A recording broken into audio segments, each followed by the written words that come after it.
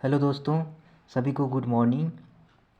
आज हम लोग देखने वाले हैं झारखंड शैक्षणिक अनुसंधान से जो 12 क्लास में पढ़ते हैं यानी 12th क्लास में कक्षा 12वीं का ये भूगोल विषय का हम लोग MCQ क्वेश्चन यानी ऑब्जेक्टिव क्वेश्चन हम लोग देखने वाले हैं।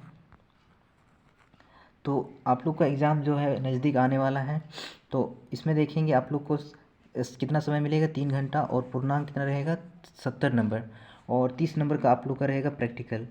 तो चलो देखते हैं कि इस तरह पूछा जाएगा सवाल।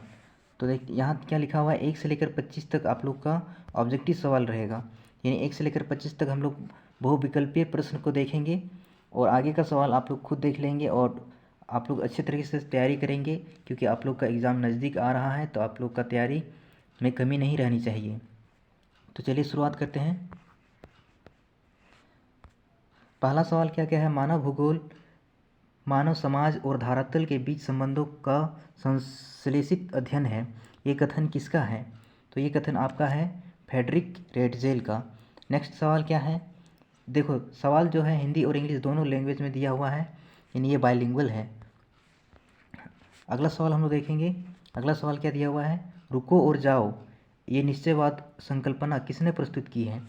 तो ये आपका है ग्रिफिथ टेलर का ये लाइन है, रुको और जाओ। अगला सवाल देखेंगे हम लोग।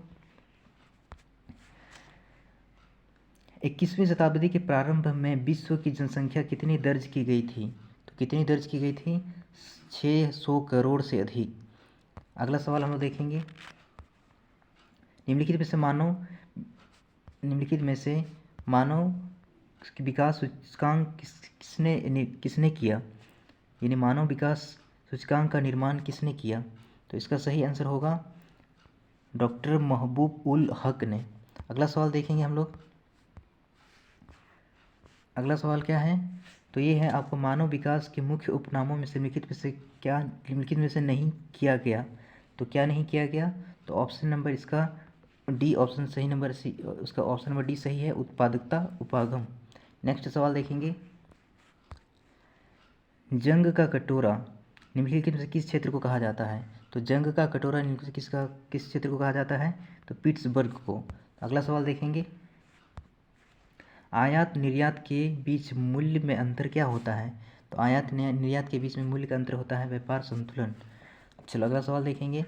हिमाच्छादित क्षेत्र में से स्लेज गाड़ी को खींचने के लिए किन पशुओं की मदद ली जाती है? तो इसका सही आंसर होगा आपका ए, कुत्तों की रेडियोरो।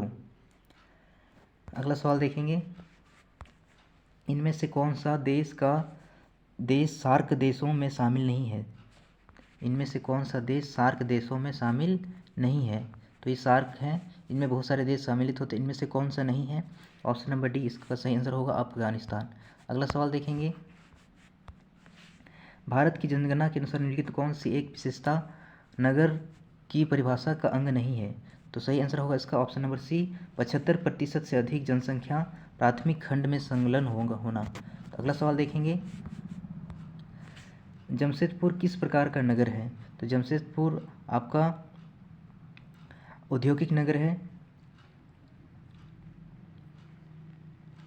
खनन नगर है, या फिर पर्यटन नगर है? तो इसका सही आंसर होगा औद्योगिक नगर। हम लोग जानते हैं जमशेदपुर उद्योग क्षेत्र के लिए जाना जाता है। तो अगला सवाल देखेंगे हम लोग। टुंड्रा क्षेत्र एस्किमो द्वारा बर्फ़ के टुकड़ों से बनाए गए घर को क्या कहते हैं? तो बर्फ़ से जो घर बनता है तो उसको हम लोग इग्लू कहते हैं, यानी ऑप्शन नंबर बी इसका सही है। अगला सवाल देखेंगे। निम्नलिखित में से बस्तियों के प्रारूप में से कौन सा सड़कों के किनारे विकसित होती है, यानी कौन सा बस्ती जो है सड़कों के किनारे विकसित होती है? तो इसका सही आंसर होगा रेखीय प्रतिरूप। अगला सवाल देखेंगे। निम्नलिखित में से कौन सा सिंचित क्षेत्र में भूमि निम्नीकरण का मुख्य प्रकार है? तो इसका सही आंसर होगा मृदा लवणता। अगला सवाल देखेंगे। सामूहिक कृषि सोवियत संघ में किस नाम से जाना जाता है? तो सामूहिक कृषि को सोवियत संघ में कोलखोज के नाम से जाना जाता है। अगला सवाल देखेंगे। जल संसाधनों के संरक्षण क्यों ज़रूरी है? तो जल संसाधन के संरक्षण क्यों ज़रूरी है? जल की कमी के लिए, बढ़ती मांग और तेज़ी से फैलते प्रदूषण की दृष्टि से, स्थानिक और ऋतु असमानता, तो उपरोक्त में से सभी, तो इसका सही आंसर होगा उपरोक्त में से सभी। चलो अगला सवाल देखते हैं।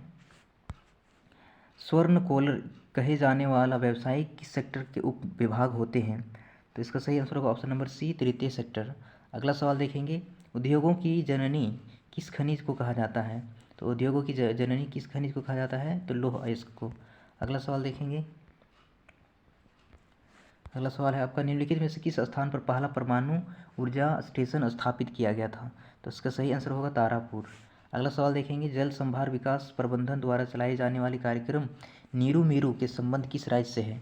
तो बताओ नीरू मीरू का संबंध किस राज्य से है? आप लोग इसका कीवर्ड याद रखेंगे। तो इसका सही आंसर होगा option number B, Andhra Pradesh. Suez नहर किन दो नगरों को आपस में जोड़ता है? तो स्वेज नहर आपका भूमध्य सागर और लाल सागर को आपस में जोड़ता है। ऑप्शन नंबर बी इसका सही होगा। अगला सवाल देखेंगे। निम्नलिखित से कौन सा घास स्थल ऑस्ट्रेलिया में स्थित है? तो ऑस्ट्रेलिया में कौन सा घास स्थल स्थित है? आप लोग को पता होगा, डाउन्स। इसका सही आंसर होगा डाउन्स। अगला सवाल देखते हैं। प्रतिकर्ष और अपकर्ष कारक उत्तरदायी होता है? तो इसका सही आंसर होगा प्रवास के लिए। अगला सवाल देखेंगे हम लोग। अगला सवाल है 2011 की जनगणना के अनुसार भारत की कुल जनसंख्या कितनी थी? तो इसका सही आंसर होगा ऑप्शन नंबर बी, 121.02 करोड़, लगभग 121 करोड़। ऑप्शन नंबर बी इसका सही आंसर होगा। लास्ट सवाल है हमारा, डायमंड हार्बर किस नदी पर स्थित है? डायमंड हार्बर ये जो है ये किस नदी के किनारे स्थित है? तो इसका सही आंसर होगा हुगली नदी के किनारे। इसका सही आंसर होगा हुगली नदी के किनारे। तो ये हमने देखा, ये भूगोल का हमने बहुविकल्प प्रश्नों को देखा। तो आज इसके लिए इतना ही। इसी तरह हम लोग भूगोल देखें तो आगे का वीडियो में हम इतिहास को भी हम लोग देखेंगे। फिलहाल आज के लिए इतना ही। वीडियो कैसा लगा आप लोग कमेंट करेंगे।